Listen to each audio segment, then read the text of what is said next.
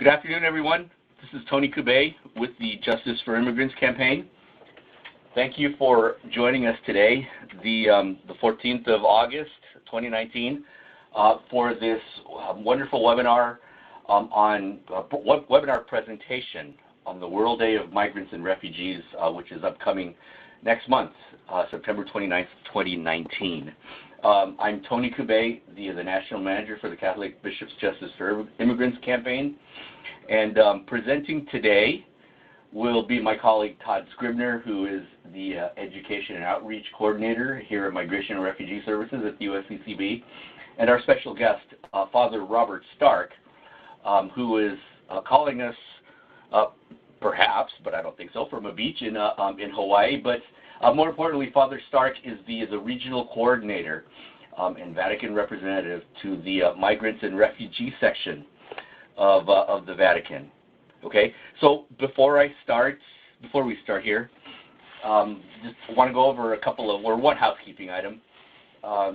We get a lot of attendees often in these webinars, and it gets unruly when folks have questions and we're trying to moderate who's going to ask which question and when over the telephone. So on your monitor there on your computer screen is a little chat box on the bottom right-hand corner. That's where you can post your questions if you have any for Todd or Father Stark. I'm going to type in there in just a moment here, so you'll see where the chat box question area is, and you'll see that. So if as questions come to you during the presentation, we invite you to type your questions in the chat box, and we'll get to them, and we'll get to as many as we can. Okay. So without any further delay, I'm going to go ahead and turn it over first off to my colleague Todd Scribner to introduce the rest of the webinar. Todd, go ahead. Thank you, Tony. I really appreciate the opportunity to talk today on the webinar. And thanks to everyone who's joining us today for it. I think it's be an exciting and insightful, bit of time that we can talk about the World Day for Migrants and Refugees. And I want to introduce Father Robert Stark with a little bit more of a slightly lengthier introduction than Tony had the opportunity to give, just to give you a little background on who he is and where he's from. So Father Robert Stark was ordained a priest of the Blessed Sacrament Order in 1977 in his home state of New Mexico, and he possesses a PhD in social ethics from the University of Chicago. He's worked extensively and for many years now on issues related to social justice with migrant communities in the United States and in Central America, and is currently the director of the Office for Social Ministry in the Diocese of Honolulu. In 2017, he joined the Vatican section on migrants and refugees, where he's the regional coordinator for North America, Mexico, Central America, and the Caribbean. So let's just say he has quite a demographic and a large region for which he has to cover, and he's regularly travels, is constantly in contact with us, trying to coordinate activities and learn what's going on, and coordinate activities between the countries. And that's really one of the exciting things, about having a relationship with him. We met a couple of years ago now, I guess it was, when the conference was working on the compacts on migration and on refugees. And there were a few big meetings in Rome where the various Catholic conferences from different countries came together and had an opportunity to try and strategize and better understand how the Church Universal could speak about migrants and refugees and influence development of the compacts. And he was a really integral player in the development of that initiative, from the side of the Vatican within the regions that he covers in particular. And so we communicated regularly, and really happy to have him on today. And really one of the exciting things as well for this webinar is that we oftentimes, I know a lot of you all join our webinars and take a look at them when we have them once or twice a month, and oftentimes it focuses really just specifically on the domestic side of things, policy issues that are pressing, really important stuff. But this gives us an opportunity to kind of step back and look at the international scene a little bit. How does the World Day for Migrants and Refugees affect the United States? Certainly, but also how does it affect the larger, church community, across the world. And with that, can you turn to the next slide, Tony? So we were approached in May, just a little bit of a background for our involvement in this. We were approached in the beginning of May, I believe it was, maybe the end of April, by the Vatican with the request that we help develop resources for the upcoming World Day for Migrants and Refugees, which is now going to be held on September 29th. It's a sort of a changed date, and so it's just important to note that and keep it on your calendar and highlight it because it's an important one.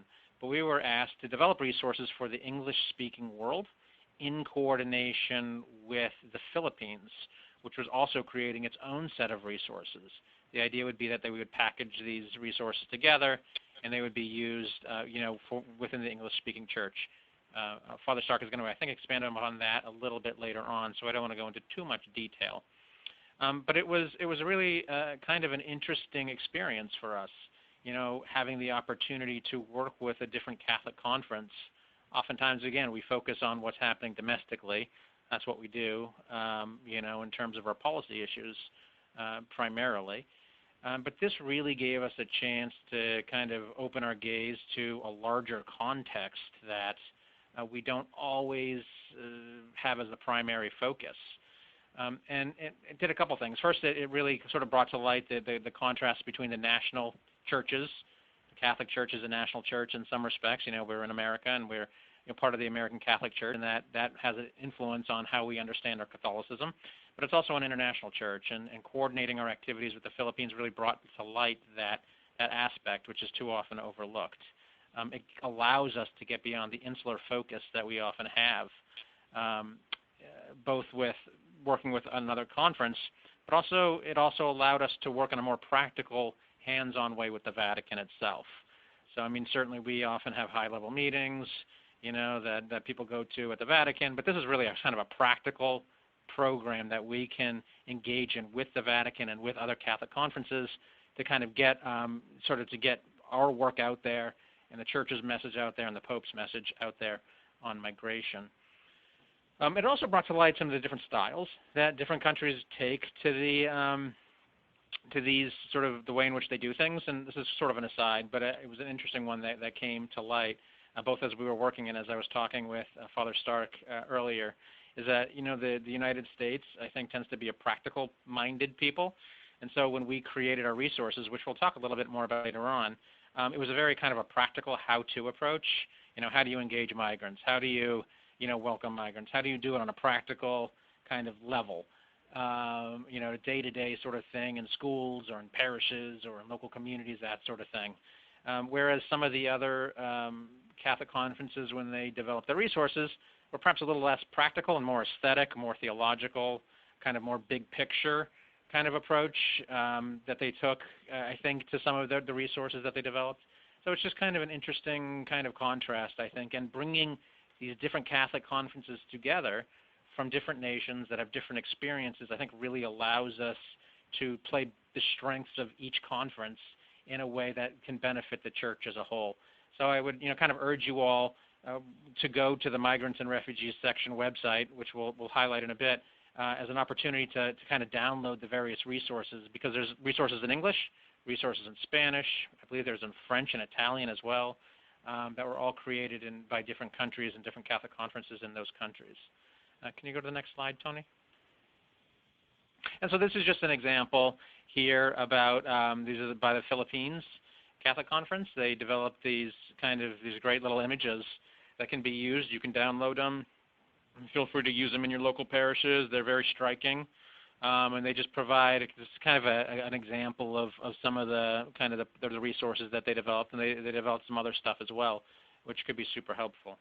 And Tony, next slide. And this is an example of the resources that we developed. So as I mentioned, we were asked to develop the English resources, in coordination with the Philippines, but we also had an opportunity to translate a number of several resources, let's say, into Spanish and to lay them out as well for our Spanish populations, because obviously, our Spanish-speaking Catholics is such a huge component of the Catholic Church in the United States that it's really important that we kind of engage those communities, in various ways, including, according to their own language. And I think just looking at the contrasting kind of look of these resources as well, the ones that we developed and the ones that you saw on the previous slide of the Philippines, really shows a different way of approaching kind of the same subject matter. And again, I think it's complementary, and it does a benefit for the church when we can work together across national lines to highlight the same kinds of issues, but maybe in different ways and with different emphases. That I think brings a richness to our engagement in a way that we wouldn't necessarily have if we only sort of went out on our own and did our own thing on a regular basis. I guess one last thought before I turn the talk over to Father Stark is that we tried to make these resources in a way that would be evergreen, so that you can use these for the World Day for Migrants and Refugees.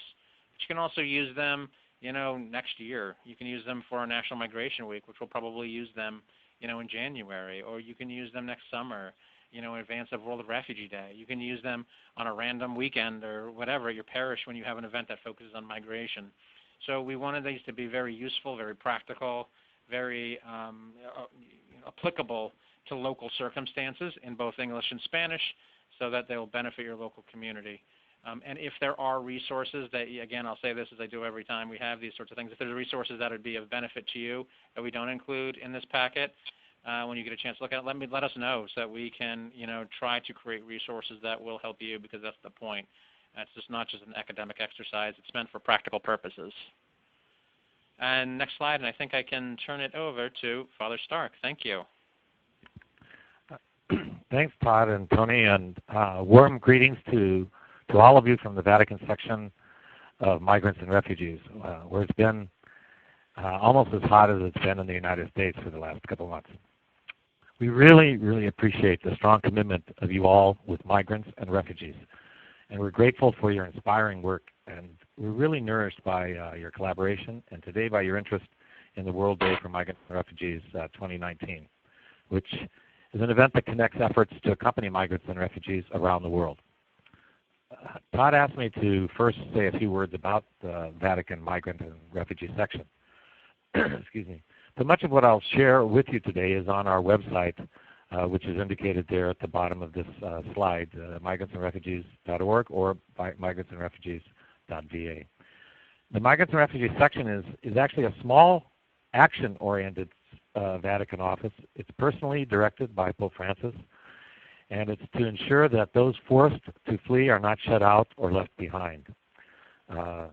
The MR section helps the Church worldwide to support those who are forcibly displaced by conflict, natural disaster, persecution, or extreme poverty, and those who fall victim to human trafficking. Our role is to accompany and to connect. To accompany and connect all the elements of the Church in our shared migrant journey. This slide actually captures much about our mission. The logo connects migrants and refugees with a horizontal cross, and the papal keys represent the section's special personal direction by Pope Francis. The sculpture is actually, on this slide, is actually in our office in Rome, and symbolizes that we are all in the same boat with the millions of migrants and refugees around the world, and that the history of migrants and refugees includes the Holy Family as migrants in their journey from Nazareth to Bethlehem. And so you can actually see, if you look closely, you can see Joseph holding his carpenter tools and Mary pregnant behind him. And also on the other side of the boat, if you could turn it around, you'd see Mary and Joseph with Jesus walking small beside them, or I think Mary's actually holding Jesus as they are refugees on their way to Egypt. The sculpture is really meant to remind us of our shared mission and the wings that emerge from our sharing the journey together, as the passage there from Hebrews indicates that it speaks about migrants as angels or God's messengers in our midst, inviting us to encounter God through sharing and transforming vulnerability and transforming fear to hope.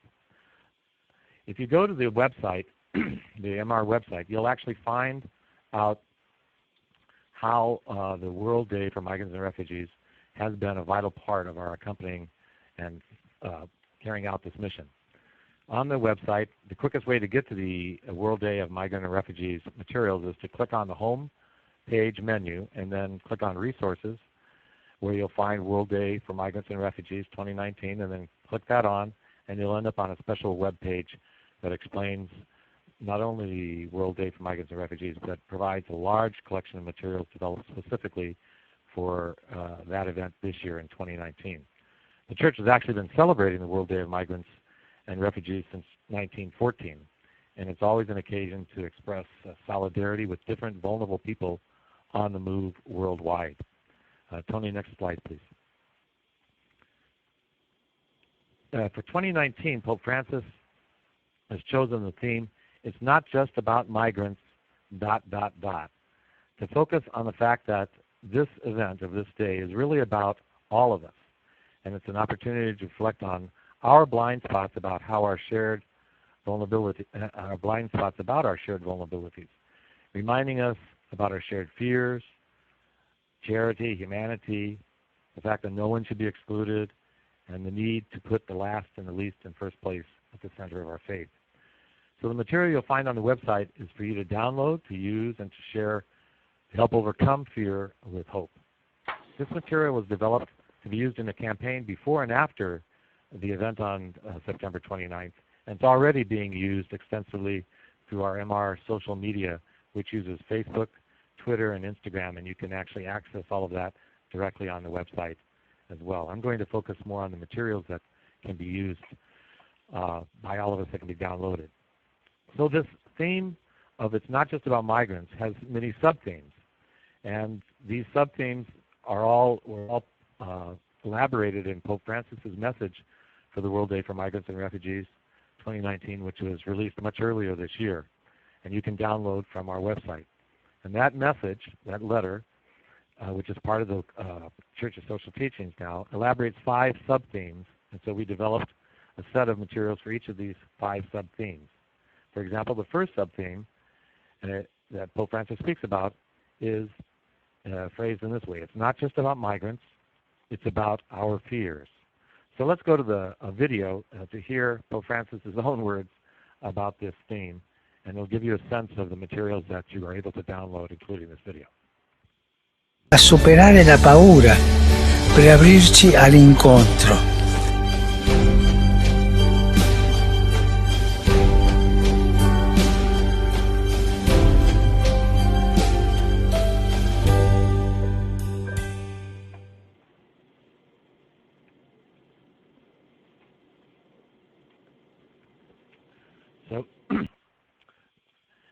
So each of the themes actually has a set of color-coordinated materials. And, okay, there, yeah, thank you. And there's a poster of each of the sub-themes, and this poster, you back at the, let's go back to the slide, I think you're going, yeah, I think you have to go back to the orange. Thank you very much, Tony. So every theme has a poster, and it's always in orange, and so here is the poster for this sub-theme. It's not just about migrants, it's about our fears. And the poster is then accompanied by a specific quote from the Pope that's always in yellow and white, which are the papal colors. And the messages are from the Pope's teachings on the Church's mission to accompany migrants and refugees as special blessings, as gifts of encountering God in our sharing and transforming our vulnerability together on this journey, on this road towards building a kingdom of justice and peace. So those two, there's materials that you can download these 2 things separately. The next slide, please, Tony. There's also slides that are where there's materials that are developed in green. The green materials always provide a specific quote from the United Nations Global Compacts on Migrants and Refugees, which were influenced by the collaboration of the Church and non-governmental agencies around the world in these past 2 years, when we developed together 20 action points that were organized around 4 verbs that Pope Francis uses to describe the Church's mission to accompany migrants and refugees. You're all familiar with those 4 verbs: to welcome, to protect, to promote, and to integrate. And so our job at the section is to continue to work with groups worldwide to implement these compacts and to collect the best practices of how the 4 verbs are actually put into policy and into action. So the materials in red are actually examples of good or best practices of accompanying migrants and refugees around the world by putting those 4 verbs into action. And we invite you to not only use these examples, but more importantly to use your own examples, and then please send them to us are any materials about your examples and your experiences of best practices on how to accompany migrants and refugees through the practice of welcoming, protecting, promoting, and integrating. And then our job is to connect your experiences with other person's experiences around the world, which this event gives us an opportunity to do at one moment, but we do it throughout the year. Next slide, please, Tony. So, excuse me. The materials in purple are selected quotes from Scripture for each of the sub-themes. And again, we encourage you not only to use these quotes, but of course use other Scripture quotes that are more and most meaningful to your own experience. And also then share them with us, because then we can actually add them to our communications, both in social media and elsewhere about this. So I think you're getting the idea that these materials are basically meant to stimulate activity now and around this event, but all year long. As Todd said, there's sort of produced evergreens so that they can be used both before, during, and after this event. The materials in blue are actually quotes from our section's work with specific groups accompanying migrants and refugees around the world. So this is a quote actually from our subsecretary, Michael Cherney, who is actually on leave right now because he's he's one of the three persons preparing and going to lead the symposium on the Amazon, which is a specific focus not only on a follow-up on Laudato Si, but a very strong focus on migrants and refugees that fill that very important space in our common home on this earth. So the next slide, please. The following are slides are examples of the other sub-themes in Pope Francis's 2019 World Day for Migrants and Refugees message. As I mentioned, each sub-theme has a video, and then it has color-coordinated materials, like it has the poster for the theme, and then has the quote from the popes, etc. And the next sub-theme, the second sub-theme was, it's not just about migrants, it's about charity. And this sub-theme, through its video and the color-coordinated materials, elaborates on the theme of how charity is related to justice and solidarity. And I'll leave you to go to the video, but also to see the materials to see how that unfolds or gets elaborated and illustrated through examples that have been given us. Next slide, please, Tony. So the third sub-theme was Pope Francis in his World Day for Migrants and Refugees message was, it's not just about migrants, it's about our humanity, our shared humanity. And the video and the color-coordinated materials show how our faith tells us that our sharing and transforming the vulnerability of our humanity is where we encounter God together. And I just strongly encourage you, there's some very striking examples as well as calls to action in those materials. The next slide, please, Tony. This slide's an example of how the materials, some of the materials for the theme, the sub-theme, the fourth sub-theme, which is in Pope Francis's message for this year's event. And the fourth sub-theme is, it's not just about migrants, it's about not excluding anyone. And the video and the color-coordinated materials illustrate the fundamental theme about being inclusive and sharing the world and our common home together. And this is where there's some references even, and we'll be more towards the Rio Synod, the Synod around the Amazon, but around the work that's happening about not excluding anyone on the margins in particular. Next slide, please. And then the final sub-theme in the message of Pope Francis this year for the World Day for Migrants and Refugees is that it's not just about migrants, it's about putting the last and the least in the first place. And this sub-theme really wraps up what Pope Francis was communicating throughout the message. So the message has these four themes that we basically broke out so they can be used in different moments and be used to complement each other. But rather than I keep rolling on, I want you to listen again to the video from Pope Francis about how he wraps this up from his first worldwide message on migrants and refugees, which was 6 years ago when he first visited Lampedusa and spoke directly with the migrants and refugees, particularly the refugees that had just been rescued from the Mediterranean. So let's go to that video, please, if you could, Tom. Lampedusa. Il mio pensiero va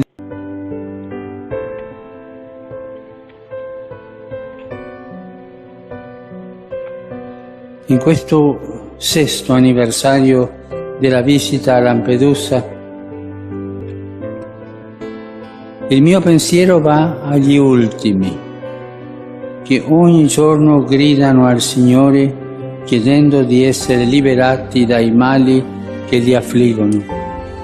Sono gli ultimi ingannati e abbandonati a morire nel deserto. Sono gli ultimi torturati, abusati e violentati nei campi di detenzione. Sono gli ultimi che sfidano le onde di un mare impietoso. Sono gli ultimi lasciati in campi di un'accoglienza troppo lunga per essere chiamata temporanea. Nello spirito delle beatitudini siamo chiamati a consolare le loro afflizioni e offrire loro misericordia, a saziare la loro fame e sete di giustizia, a far sentire loro la paternità premurosa di Dio, a indicare loro il cammino per il regno dei cieli. Sono persone, non si tratta solo di questioni sociali o migratorie, non si tratta solo di migranti.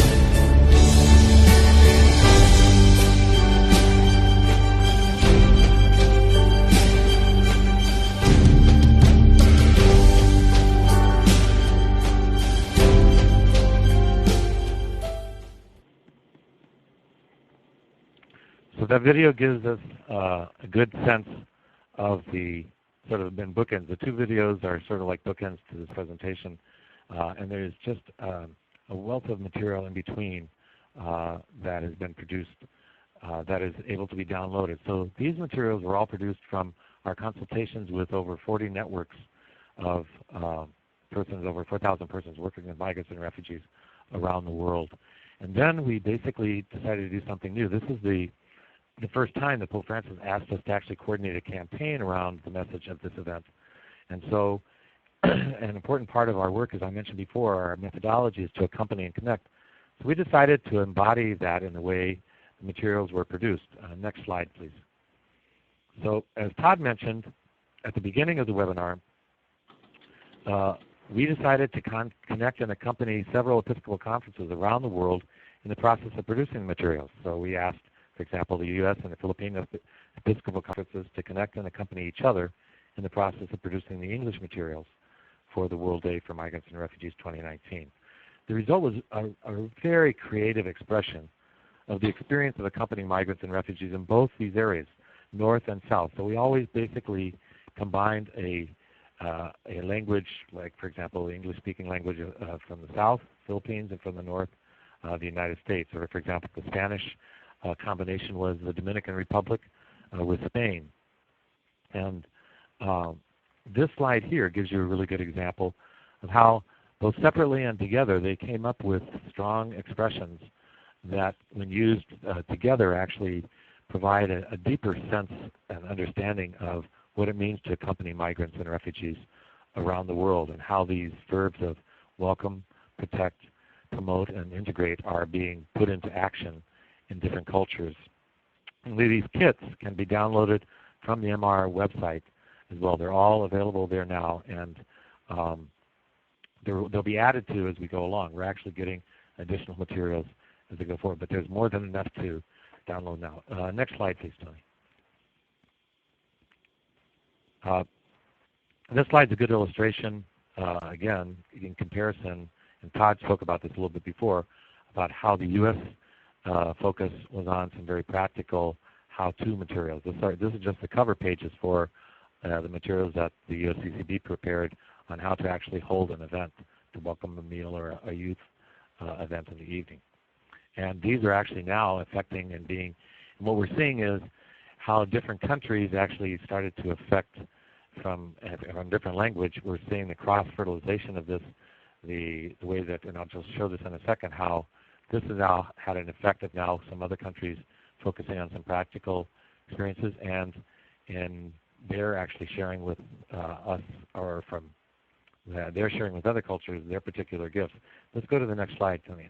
I think this will express it well. For example, the Spanish-speaking countries, the Dominican Republic and Spain, put together, excuse me, a series of a wide spectrum of materials that included posters, but also prayer cards, postcards. These are examples of some of the postcards that they put together. They created children's stories, songs, and even a comic book and a video. I think next slide, I'll go to that for a second.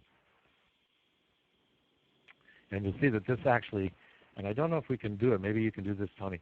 So this is the example of the comic book that was actually developed between these two countries, and a video that they actually produced between these countries. I don't know if you're able to, Tony, to press the Las Patronas on there, and it'll actually, if you press it, it should activate the PDF. I don't know if the tech will allow that to happen. Yeah, I don't think we're able to do that, but you can get it at the website. It's really cool. Okay, great. It's cool. So if you go, that is a really interesting example of an expression or a way to do evangelization that they came up with. And then the video, too, is a remarkable video done from a whole different perspective. So we're literally, through this World Day for Migrants and Refugees, this is the first time we're going to be collecting ways in which people created these materials and different. And if it works, we're going to actually expand it this next year. And to be able to literally bring out the beauty and the strength of how people in different parts of the world are literally transforming their vulnerabilities into a strength and a hope in the face of incredible odds, as we're all aware of in our work. So next slide, Tony, number 17. Thank you. So finally, this last slide illustrates, again, this kind of beautiful and powerful expression of solidarity that the World Day for Migrants and Refugees can create.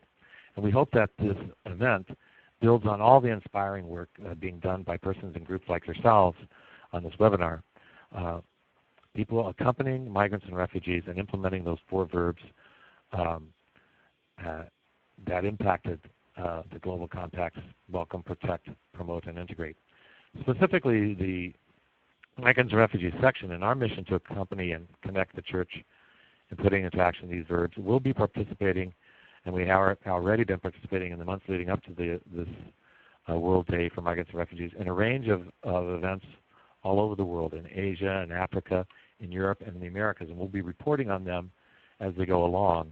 They're really starting to ramp up in September. For example, in the Americas, I'll be participating as part of the section in the Episcopal Encuentro of the bishops and faith-based groups from the Northern Triangle of El Salvador, Guatemala, Honduras, in Tapachula, Mexico. Many of you have some of you may have even been there, but it's been the center of attention as the Remain in Mexico policy was imposed.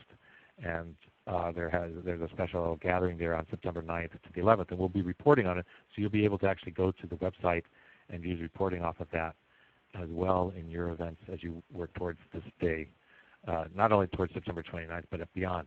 And then we're also going to be participating in the Episcopal Encuentro in El Paso, September 23rd to the 27th, which is a gathering that's going to literally bring together, I participated in a gathering last February, that brought together many groups around the particular influx or the so-called crisis, the humanitarian crisis that was there on the border, and as the Remain in Mexico policy was starting to be imposed there. And now there's going to be another one that's going to actually bring together groups in the United States that have, particularly bishops and Episcopal committees that deal with migrant ministry and Hispanic ministry, not necessarily the same groups of people that were actually brought together last February. But in any case, we'll be there accompanying and trying to connect that activity to other border activity. For example, there's activity happening in the Dominican Republic and Haiti border during this time. There's activities happening in Venezuela and Colombia on the border that we'll be reporting out. And but it's not just on the actual physical borders, but we really want to share the experience, because these borders now, as our policy or the policy in the United States, unfortunately, reflects that the borders are being extended deep inside of our country, into our cities. So we'd like to hear more about what some of you are doing, planning, and actually implementing, so that we can bring the good news of that activity and connect it to others accompanying migrants and refugees around the world for this event and beyond. So I'll stop here, Todd, and turn it back over to you and Tony for questions. And thank you for your patience. I'm not used to this technology. I'm actually not, by the way, Tony, on a beach. I'm actually we just finished a really exciting citizenship fair here in Hawaii, where we are focusing on the LPRs, the legal permanent residents with green cards, who are under attack right now, as the event this week showed. But we actually were able to process almost 100 people for citizenship in one day at one of the parishes, the Philippine parish, which we often don't think of as a parish that would be under attack. We often think that it's other areas, but the people brought out both volunteers and people applying for citizenship there. And so I think that there are a lot of people like yourselves on this webinar that are just doing amazing work, and I really mean this. Our section is just incredibly inspired by your work and nourished by it, and our attempt is to try to connect more with it and accompany it so that we can connect it to others around the world. So basta, I'll stop here. Thank you, Father Stark. And I say that in jest, that, hopefully you weren't on a beach, because we understand that you wear a lot of hats, and that, there may not be enough hours in the day for you to do all of the good work that you're doing. Father Stark, there is a question here from someone. Let's see here. The question is from a JFI colleague in South Carolina. Is it possible for bishops' offices in every diocese to make sure that the materials that you're presenting here and that your office is putting together, to make sure that those get disseminated to parish leaders? Well, I think that's more of a question for Todd, to tell you the truth, because our job is to basically, I forgot to underscore that we really strongly believe, and this is one of the things I learned in the 15 years that I was working in the field, and actually in the Selva and other places in Central America, and then in the colonias along the border in the United States, and now here with islands, with Pacific Islanders like the Micronations or the Chuukese. We really have to follow the local church's genius and respect the idea of subsidiarity. So we basically, again, our job is to accompany and to connect, but to let the local churches figure out how best to disseminate that. So I'll flip the hot potato over to Todd and see how the OCCB is going to get all the bishops to do that. Putting me on the spot here, Father Stark. That's okay. So we're obviously going to take several steps to make sure that these resources, and also the Pope's message, which was released maybe a couple months back for the specific day, is actually disseminated to the community. So, this is the first step. I know it's not necessarily targeted at the bishops, but it is an effort to raise awareness. We are going to be issuing a press release that will highlight the World Day for Migrants and Refugees, which will go out through our Public Affairs Office, throughout the networks, hopefully the Catholic press around the country, to local diocesan offices, that sort of thing should pick up on it as well. We are going to have an email blast that we will be issuing probably several times to our various networks. So apologies in advance if you get a message that's redundant in your email box highlighting this initiative, this day. It's for a good cause, and we want to make sure that as many people get it.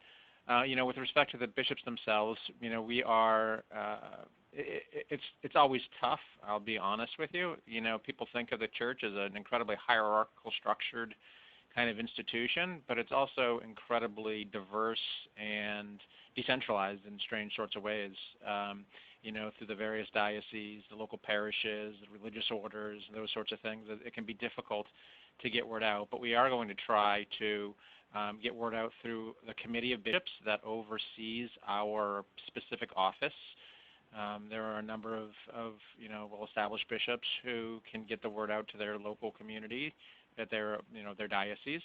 I'm going to make a push to make sure that resources, hopefully a letter probably from our committee chairman, and the resources are also included on the Bishops Only website. And the Bishops Only website, for you who don't know, is basically this, basically a website, sort of a, not so much a website, but a mechanism through which important information can be distributed to all the bishops around the United States. I think they get like a weekly or every 2 weeks, like an email that has a synopsis of what's going on. So I'm going to try and make a push to make sure that information on this is delivered. We'll also reach out, through communications to the various dioceses and the communications offices in the diocese to let them know, again, both through things like the press release, but also more directly through our communications manager, Mark Preisman. And so those are some of the, and also I would also say that we're going to try and get Catholic Charities and Catholic Relief Services and Jesuit Refugee Services to push notice out on this as well. So hopefully that will saturate things fairly well. At the end of the day, the actions that the bishops take is obviously at their discretion, and they can, do with the information what they will. But it's certainly something that we're going to push the best of our ability from our position here in Washington at the conference. Great. Thank you very much, Todd. Father Stark, here's a question from someone who was listening earlier. You mentioned there's going to be an upcoming event in the Amazon. Could you expand a little bit on the goals and purpose of the event, and what the organizers and what you are hoping to come out of this event in the Amazon? Yeah, well, I should have been clear, is that it's basically the synod that's being called in Rome. It's a special extraordinary synod on the Amazon, and it's a follow-up from Laudato Si that Pope Francis, this is actually one of the first synods that Pope Francis has actually been able to call and to design. I was fortunate to be asked to participate in the last synod, which was on youth, and at that synod there's this new way about having the church develop and come up with its social teachings that's called synodology, which means basically they use the image of the Emmaus account, of walking together and discussing and trying to figure out how, from experience, is the church encountering and discovering God in their midst, and like the Emmaus account, particularly through the experience of recognizing the risen Lord in our midst. And concretely what that means is the synod is the time where they bring together in Rome. As many of you know, there's been several synods already. There was on the family, and this one's on, and it's really a follow-up to Laudato Si's, the encyclical, and a specific focus on the Amazon as a key place where all the issues that were raised by Laudato Si are literally at risk and in play, and including the risk of migration. One of the reasons I participated in the synod on the youth was there was a real concern on the part of Pope Francis that youth, who make up a huge portion, over 60% of the migrant population in the world, which, as you all know, is millions and millions, approaching a billion, is that the youth make up a very significant part of that population, if you consider youth being 16 to 32, which is the figure they get. But many people didn't identify, they didn't come to that conference thinking that, and youth had not been migrants had not been a major issue. And yet by walking through that, the synod, walking together for 30 days,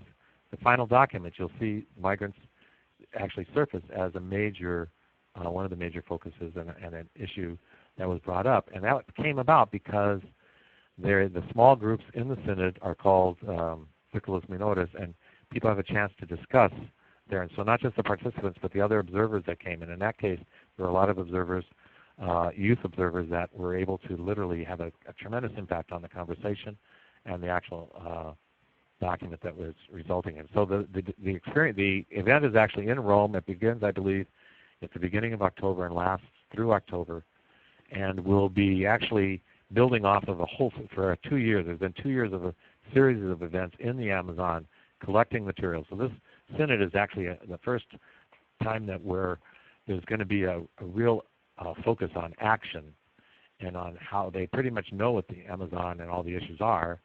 They've been able to use a 2-year process of what we call sondeos, a lot of hearings, and then they're going to literally discuss that and come up with a a way in which Laudato Si would best be, or it could help be implemented through the work on the Amazon.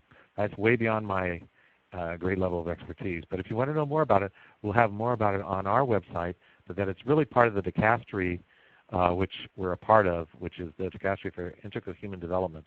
So we're a section in that dicastery, and it was that dicastery, well, actually it was the Department of Development and Justice and Peace that Laudato Si emerged. So there's been these kind of transformations of organizations within the Vatican, and I won't bore you with that. But the event is actually happening in October. It's happening in Rome, but it's actually building off of 2 years of events, or actually 10 years of events, but 2 years of intense consultations in the Amazon itself. And we'll hear more about it as it goes, as it unfolds. Father Stark, one other question. Someone asked, will you be attending the Encuentro? And that's on September, I think I wrote it down correctly, September 23 to 27 in El Paso, right? Yes, I think so. I think, and Todd can speak more to this, but I think it's being coordinated and developed by the Office on Cultural Diversity.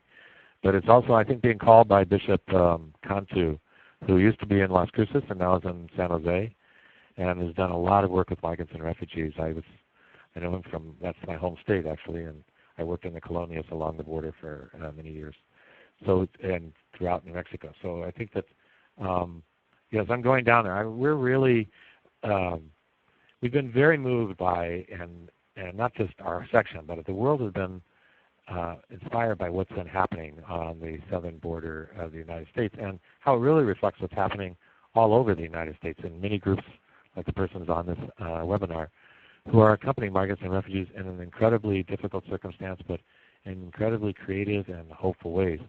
And I've been blessed to be in El Paso several times now, and I wouldn't even begin to start to mention the groups and everything. I'll just mention one event that, I mean, there's just so many, and particularly in light of just what happened, recently with the massacre at the Kmart. But the courage, but the transformation that's going on there through the generosity of and the courage of the migrants and refugees that are gathered on both sides of the border is just a very powerful thing. And I know that Pope Francis has every chance he's had, he's focused and mentioned them, particularly when he gives his blessing at the Angelus or his talk the other day. We had actually a meeting. We were in Rome. The Pope Francis had a special mass for migrants and refugees in July, as the anniversary of Lampedusa. He always has that. And at that event, even though he was welcoming the latest 40 refugees that were just that were rescued from the Mediterranean, and they were excuse me, there were 40 women, most of them with children, most of them from that had been on a 4-year journey. So these children were born in journey, which tells you many of them were born, as a result of women being raped, etc. But it was an incredibly powerful experience of the people there. And I just invite you could go on our website to hear about some of the stories there. But what struck me was, in the midst of that, he's always remembering parts in other parts of the world. So he remembered what was happening every week on the border in the United States, what's happening in Rohingya, or happening in Bangladesh with the Rohingya refugees. And I could go on and on. And so this is why we really encourage you to use the World Day for Migrants and Refugees to both connect things that are happening in other parts of the world, but also to get what you're doing into our hands so that we can share that with other people around the world, so they can be inspired and realize that indeed we are in this boat together, and that we do encounter God in this journey together through recognizing these messengers that are in our midst that are inviting us to basically come to terms. It's not just about migrants, it's about all of us. Very good. Thank you, Father Stark. I think you might have, maybe one or two, maybe a couple dozen people coming to say hello to you when you're in El Paso. Folks, on the webinar, we have a few more minutes with Father Stark and Todd here. If you have any more questions, please go ahead and type them in the chat box. I'm also going to type in my email address so that if you have any questions that come up, after this webinar, we can try to answer them. So if you think of any questions now, please go ahead and type them into the chat box, or you can send them to me, and I'll make sure that I pass them on to Todd, who could then pass it on to Father Stark if necessary. And I just encourage you all to, if you can go to the website, not just those materials, but to click on to both our Facebook, Twitter, and Instagram social media, because all these materials that I've just glanced at or given you a glimpse of here are being used in really creative ways in every one of those, as you all are much more familiar with that technology than I am. But they're actually able to be both shared and reflected on and expanded on through Facebook, Twitter, and Instagram as well. And we really, really hope that you'll not only download the materials and use them, but give us suggestions on how they can be improved, and even more excitingly, share with us the resources that you produce and the experiences that you come up with, so that we can literally connect those with other such experiences around the world. So here's a pitch for Father Stark and the section there. We're going to follow, if we haven't already, that Facebook page. We're going to like that Facebook page, and we're going to follow them on Twitter. And so I encourage you folks on the webinar to do likewise, so that your social media contacts can see, the great work that they're doing there, and can hopefully share the information with their contacts. Yeah, and Tony, I just want to thank you for the work that you do. I mean, we get your stuff constantly. One of the things that usually wakes me up, no matter where I am in the world, is the Tony Q. I get an email with the stuff that you're all producing, and the materials that are being produced already in the United States are genuinely not just an inspiration to us, but a sign of hope and a real gift to worldwide accompanying of migrants and refugees. Very good. There are a few questions here that have been asked. So, Sister JT, we'll take care of the information that you want to share. So go ahead and send the information to Todd and myself, and we'll make sure that we pass it on to Father Stark. And then Sister Petrina, let's see here. We'll get you the information as well too about the Encuentro in El Paso. So stay tuned for that. I know that it will be. I'm the person who puts together the JFI Week in Review. So rest assured, in next week's Week in Review, there will be information not just about this webinar, but also of Encuentro and the World Day for Migrants and Refugees 2013. So be on the lookout for that. I see that Father Stark, the folks on this webinar, they have a lot of jobs. They wear many hats, and it looks like some folks are starting to peel off. And I think that's it for the questions. But for folks who joined us today, and Father Stark especially, thank you everyone for joining us. Thank you, Father Stark and Todd, for presenting this, and my gratitude expressly for you, Father Stark. You helped with our Mass at the conference in December, and you're doing great work there with the Vatican and in Hawaii. So thank you for folks. No, thank you, Tony, thank you for your Migrant Mondays. I always look forward to getting your stuff on what you call Migrant Mondays, so that's great. Appreciate it. Thank you, Father Stark. So, folks, we appreciate you spending time with us today. We're going to have another webinar in about 2 or 3 weeks, so be on the lookout for that. Information about how to replay this webinar for folks in your networks will be available in next week's Week in Review. So thank you, everyone. Thank you, Todd. Thank you, especially Father Stark, and everyone. Have a great celebration of the Assumption tomorrow. God bless. Take care. Bye-bye. Thank you, Tony. Bye-bye. God bless. Thank you. And thank you, Todd, and everybody at USCCB. Thanks, Father Stark. All of you. Really appreciate it. Bye-bye. Thank you. Bye-bye.